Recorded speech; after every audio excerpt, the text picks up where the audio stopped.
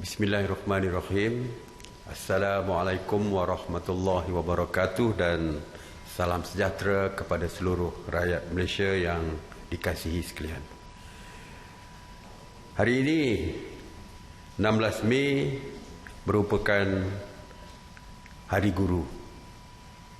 Setiap tahun kita seluruh rakyat Malaysia merayakan tarikh keramat ini yang amat besar maknanya kepada semua rakyat kita yang bergelar guru.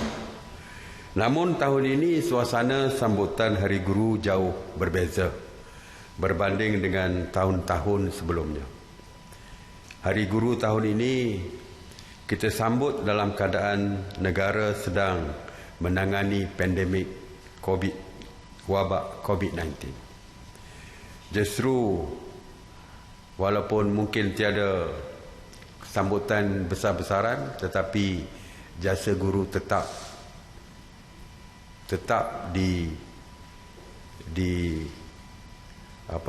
kita hargai. Tetap kita hargai. Tidak ada sambutan bukan maknanya kita tidak menghargai jasa seluruh guru di negara Malaysia ini.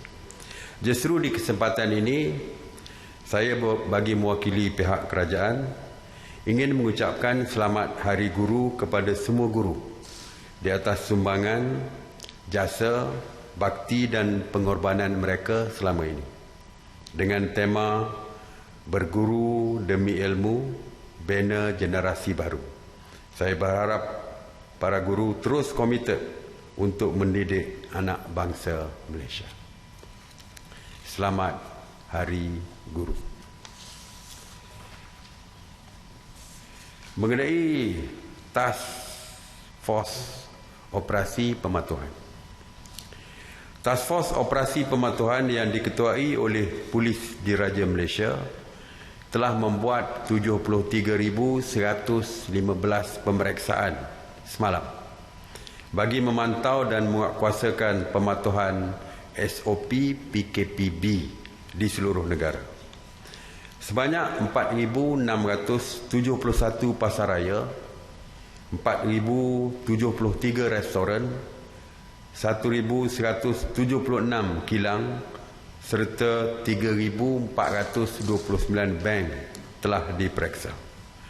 Pemeriksaan juga telah dibuat di 957 terminal pengangkutan darat, 357 terminal pengangkutan air dan 149 terminal pengangkutan udara. Pasukan Task Force juga telah memeriksa sebanyak 33,168 buah kenderaan persendirian, 2,335 kenderaan awam dan 28 vessel air. Turut diperiksa adalah 2,621 pasar awam, 4,209 tempat ibadah, 1,366 tempat riadah dan 365 tapak binaan. Sebanyak 3,332 pasukan pematuhan telah membuat pemantauan dan melibatkan seramai 18,770 anggota. Pihak berkuasa seperti yang saya sebutkan akan bertindak lebih tegas, mengambil tindakan undang-undang ke atas sesiapa sahaja yang tidak mematuhi SOP yang disediakan. Oleh itu, semalam PDRM telah menahan 72 individu di atas kesalahan melanggar SOP, yang mana 60 individu telah direman dan 12 individu lagi diberikan jaminan polis. Justru itulah saya sekali lagi nak mengingatkan bahawa patuhilah SOP dan peraturan yang telah pun ditetapkan. Kerana jika melanggar pematuhan ini, yang menanggungnya adalah diri kita sendiri. PDRM juga telah mengenakan 146 Sekatan Jalan Raya rentas sempadan negeri di seluruh negara dan telah memeriksa sebanyak 238,500 kenderaan.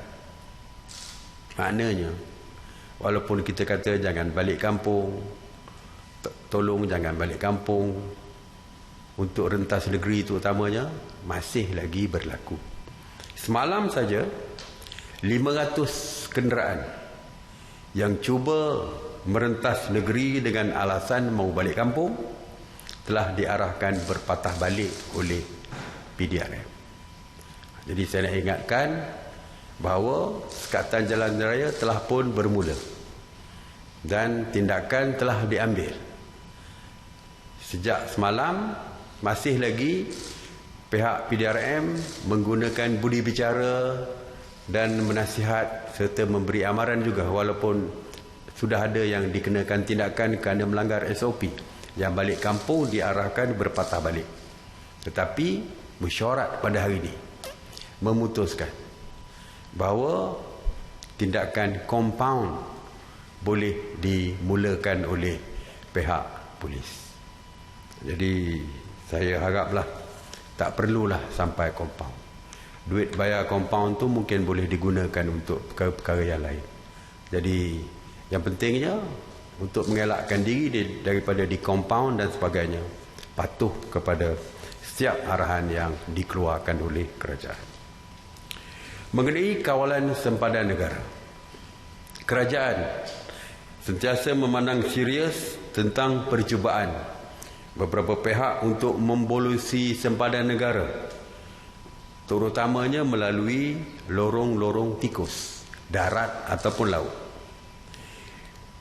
Sehingga 15 Mei 2020, agensi kerajaan yang diberikan tanggungjawab untuk mengatasi kawasan mengawal dan mengawasi kawasan sempadan seperti Angkatan Tentera Malaysia, PDRM, Agensi Kawalan Sempadan, Jabatan Imigresen Malaysia dan Agensi Penguatkuasa Maritim Malaysia telah berjaya menangkap 1,408 pendatang tanpa izin ataupun parti yang cuba memasuki negara ini secara haram melalui lorong-lorong tikus, laut dan darat.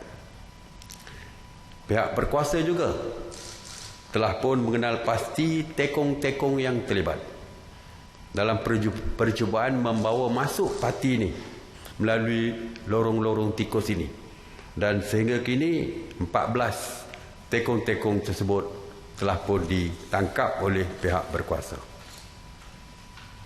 Kepada rakyat, yakinlah bahawa kerajaan akan terus memantau dan memperketatkan kawalan di sempadan darat dan laut, terutamanya di lorong-lorong tikus, bagi menyekat kemasukan parti ini, bagi memastikan kedaulatan negara kita terus terpelihara. Mengenai sanitasi awam, di bawah kawal selia KPKT sejak 30 Mac 2020 telah melakukan 6,405 operasi sanitasi, termasuk di 76 zon kuning dan merah, dan sebanyak 10,057 premis kerajaan, premis perniagaan dan kawasan awam telah disanitasi. Semalam sebanyak 97 operasi sanitasi yang meliputi di 38 zon merah dan zon kuning di 12 negara, di 12 buah negeri, termasuk 35 operasi di Johor, 18 operasi di Sarawak dan 16 operasi di Sabah.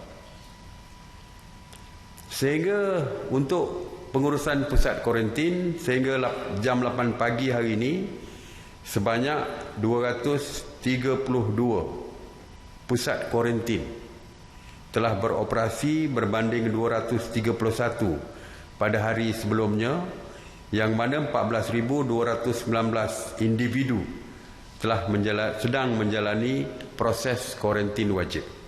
Semalam, seramai 975 rakyat Malaysia telah pulang ke tanah air dan telah pun dikuarantin secara wajib.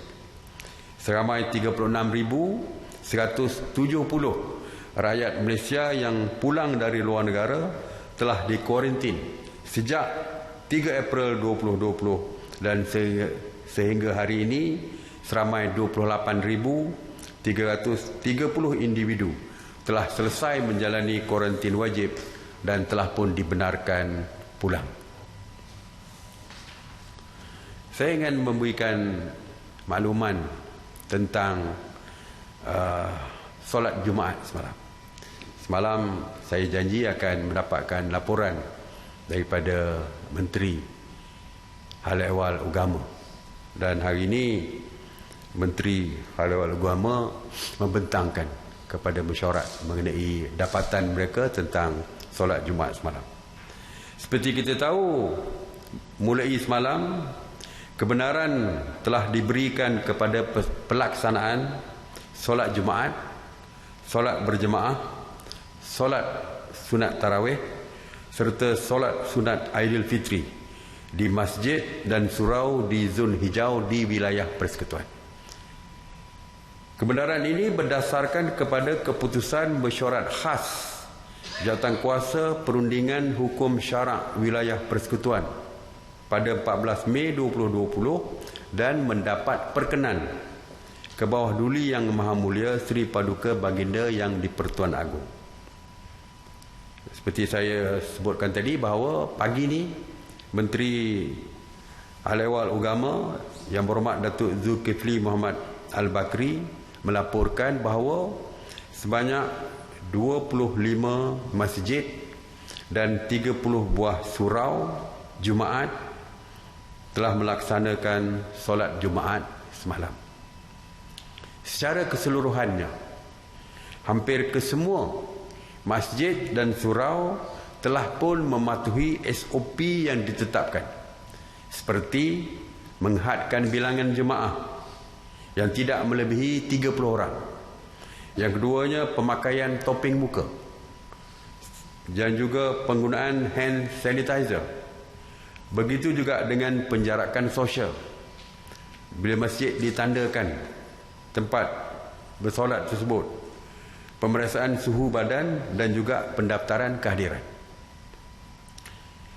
Walaupun semalam terdapat isu, bukan isu jemaah, tetapi isu pengamal media yang datang terlalu ramai, berhimpit-himpit dan jelas tidak mengamalkan penjarakan sosial. Justru saya memohonlah kepada pengamal media, jika ingin membuat laporan berita sekalipun, tolong patuhi setiap SOP yang dikeluarkan, termasuklah penjarakan sosial dilakukan. Semalam juga ada dilaporkan bahawa terdapat sebuah masjid di luar daripada wilayah persekutuan yang mana terdapat jemaah yang tidak dibenarkan masuk ke masjid bersembahyang di luar masjid. Seperti yang saya sebutkan bahawa SOP telah dikeluarkan. Jadi saya harap mereka yang tidak tersenarai dalam nama-nama yang dikeluarkan oleh masjid itu tidak perlulah pergi ke masjid untuk bersembahyang di luar masjid dan sebagainya. Dan untuk pengetahuan, kita telah bersetuju bahawa setiap kali sembahyang Jumaat dan sebagainya, pihak polis dan rela akan berkawal bagi mengawasi pematuhan SOP di masjid dan surau yang dibenarkan untuk melaksanakan solat berjemaah ataupun solat Jumaat. Saya ingin memaklumkan beberapa perkara lagi. Kementerian Pelancongan Seni dan Budaya melalui mesyuarat kabinet yang lepas telah memutuskan untuk membenarkan ahli program Malaysia Rumah Keduaku ataupun Malaysia My Second Home program yang terkandas di luar negara dan tidak boleh pulang ke Malaysia. kita membenarkan mereka untuk pulang ke Malaysia. Ya, walau bagaimanapun SOP-nya adalah ketat, iaitu sebelum mereka pulang ke Malaysia, mereka mesti membuat pemeriksaan kesihatan dan disahkan negatif, baru mereka boleh pulang ke Malaysia, baru boleh mereka terbang pulang ke Malaysia. Setibanya di lapangan terbang antarabangsa di Malaysia, mereka perlu mematuhi peraturan seterusnya, termasuk kuarantin 14 hari yang ditetapkan oleh MKN ini. Jadi walaupun mereka boleh balik, tetapi sebelum balik mereka cek dulu. Kalau negatif baru boleh balik, positif tak boleh. Dan bila sampai pun, walaupun mereka sudah pun negatif, tetapi kerana pencampuran di dalam pesawat tersebut, kita akan kuarantinkan mereka secara wajib selama 14 hari. Dan kos kuarantin tersebut mestilah ditanggung oleh mereka.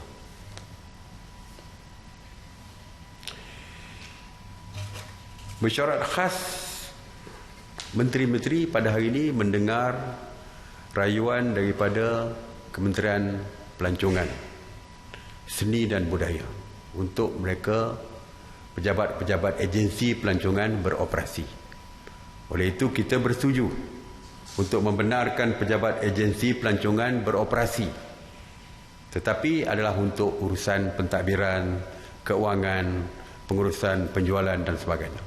Dan mereka juga boleh menyediakan pakej-pakej pelancongan sebagai persediaan. Bukan boleh digunakan sekarang, sebagai persediaan, iaitu apabila kerajaan membenarkan aktiviti pelancongan, maka mereka bolehlah menggunakan pakej-pakej pelancongan yang mereka sediakan. Jadi tidak setakat hari ini aktiviti pelancongan masih di dalam senarai terlarang ataupun negative list. Cuma mereka sediakan untuk masa hadapan jika agensi pelancongan dibenarkan. Jadi kita benarkan mereka buka ofis seperti pejabat-pejabat kerajaan, pejabat-pejabat swasta yang lain. Semalam terdapat aduan mengenai caj tambang feri di Langkawi, sama ada dari Pulau Langkawi ke Kuala Kedah ataupun Pulau Langkawi ke Kuala Perlis, yang dinaikkan tambang sebanyak RM10. Mesyuarat telah membuat keputusan bahawa kita tidak membenarkan pengangkutan awam menaikkan caj tambang pada waktu ini. Tak kiralah feri, bas, apa saja. Kerana pertimbangan kita ialah harga minyak sudah pun turun ke tahap yang sangat rendah ketika ini. Biasanya kalau harga minyak naik, tambang naik. Tapi bila minyak turun, tambang tak turun-turun juga. Serupa juga dengan produk-produk lain. Bila harga minyak naik, berebut-rebutlah mereka yang menjual produk barangan dan sebagainya, termasuk barangan keperluan asas dan sebagainya, dinaikkan harga atas alasan harga minyak naik. Tapi bila harga minyak turun, tak ada siapa pun yang nak turunkan harga. Jadi sebab itulah, mengambil pertimbangan inilah kita mengatakan bahawa kita faham mereka terpaksa membawa penumpang separuh kapasiti daripada biasa, tetapi kerugian mereka itu boleh ditampung dengan harga minyak yang rendah ketika ini. Jadi itu sajalah yang saya nak sebut pada hari ini. Dan sekali lagi lah, saya lihat kepada trend minat nak balik kampung tu, maknanya masih ramai yang seolah-olah tidak berminat untuk mematuhi SOP yang disediakan. Hari Raya kita dah sebutkan 20 orang satu hari, satu rumah untuk raya pertama. Kalau ramai keluarga yang daripada luar balik, walaupun bukan interstate, tetapi tentu sajalah akan melebihi daripada 20 orang. Sebab itulah saya katakan bahawa tanggungjawab untuk menjaga keselamatan diri bergantung kepada diri. Semalam kita terbaca di dalam media bahawa 7 sekeluarga di Solo, Indonesia menjadi positif kesemuanya, termasuk kanak-kanak yang berumur 2 tahun selepas mereka menunaikan solat tarawih. Maknanya kita dibenarkan untuk bersolat dan sebagainya di masjid, di surau, dan boleh balik kampung 20 orang satu rumah. Tapi seperti saya kata, virus COVID-19 ini berada di mana-mana di sekitar kita. Kita tak tahu siapa yang menjadi carrier sebenarnya, yang menjadi pembawa. Mungkin keluarga kita, mungkin kawan-kawan kita dan sebagainya. Jadi sebab itulah saya harap kawalan kendiri ini perlu dilakukan oleh setiap individu bagi mengelakkan jangkitan ini berterusan, dan akhirnya kita juga akan akhirnya menjadi pembawa kepada COVID-19 ini. Jadi walaupun kebenaran diberikan kepada kerajaan, tapi tanggungjawab untuk melindungi diri masih terletak kepada diri kita sendiri. Jadi terima kasih. Seperti biasa pesanan saya, terus kekal di rumah bagi terus kekal selamat. Stay home, stay safe. Terima kasih. Saya buka kepada soalan. Saya Rosmalis dari Bernama. Saya nak tanya mengenai MTUC yang meminta kerajaan mewujudkan prosedur yang jelas untuk ujian COVID secara berkala ke atas pekerja asing dan tempatan, termasuk pihak bertanggungjawab menanggung kos ujian. Katanya ujian one-off tidak akan memberi jaminan sesuatu tempat kerja bebas daripada COVID.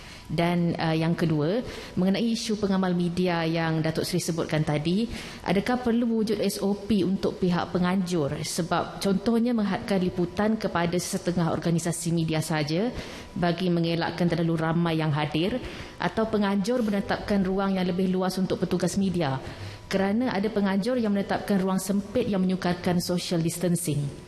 Okey. Kita akan berbincang dengan pihak penganjur lah kalau macam tu. Ya, pasal mungkin media pun tak tahu tempat itu sempit atau tidak. Tetapi saya rasa pengamal media pun tahu tentang basic SOP seperti penjarakan sosial. Jadi kalau dah nampak kawasan itu sempit, saya percaya tak perlu masuk lagi. Ya, kerana membahayakan kepada diri sendiri. Jadi walaupun mungkin saya setuju supaya penganjur mana-mana program kalau nak panggil pengawal media, mereka mesti menyediakan tempat yang bertanda kepada setiap pegawai media. Dan jika didapati kawasan itu terlalu sempit, maka mereka pun boleh menghadkan jumlah media yang boleh hadir di sesuatu tempat. InsyaAllah kita perlu berbincang.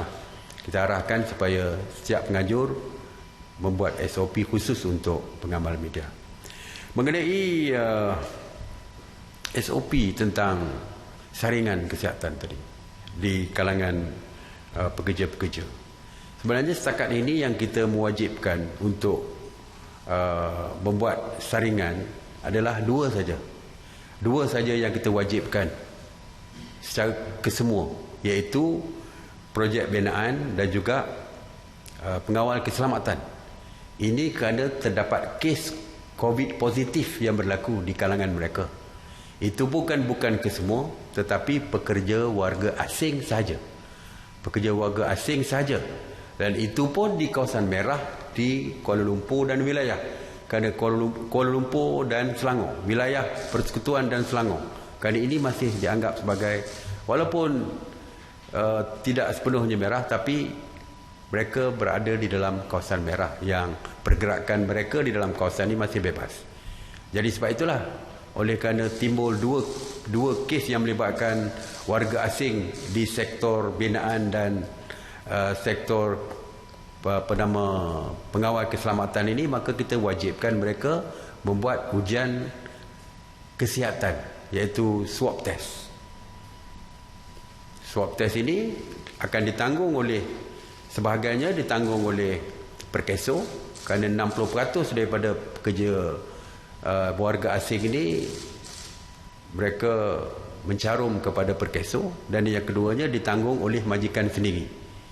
Ini dah ditetapkan SOP-nya oleh Kementerian Kerja Raya dan juga KDN untuk pengawal keselamatan. Tapi kalau MTUC merasakan sekali tak cukup, terserah kepada mereka berapa kali mereka nak buat, kerana kesan daripada COVID positif kepada pekerja mereka yang terjejas adalah perniagaan mereka. Kalau mereka rasa perlu nak 2 kali, 3 kali, tetapi seperti SOP yang saya sebutkan tadi, dari segi perbelanjaan, ianya ditanggung sama ada oleh majikan ataupun oleh perkeso. Jadi SOP-nya tetap sama. Terima kasih. Datuk Seri Farhana dari RTM, mengenai pemegang PAS yang Malaysia My Second Home tu, adakah semua dibenarkan pulang ataupun dari certain negara, dan tempoh masa tu bagaimana Datuk Seri? Adakah macam 4 hari seperti Gerak Malaysia ke macam mana? Tak, kita benarkan mulai daripada besok kita benarkan pulang. Tetapi seperti saya kata tadi, walau daripada mana pun mereka datang, tetapi mereka, yang pentingnya sebelum mereka berlepas pun mereka mesti negatif dulu. Surat daripada doktor mesti dibawa. Dan bila sampai, terus tak boleh balik ke rumah mereka lagi, terus masuk ke pusat kuarantin yang kita sediakan. Dan mereka perlu berada di situ selama 14 hari. Jadi selepas 14 hari itu, kita rasa mungkin agak selamat untuk membenarkan mereka pulang ke rumah masing-masing. Okey? Datuk Seri, terdapat aduan mengenai agensi pelancongan yang enggan mengembalikan wang pelanggan mereka selepas penerbangan dibatalkan ataupun trip yang mereka beli package tu dibatalkan.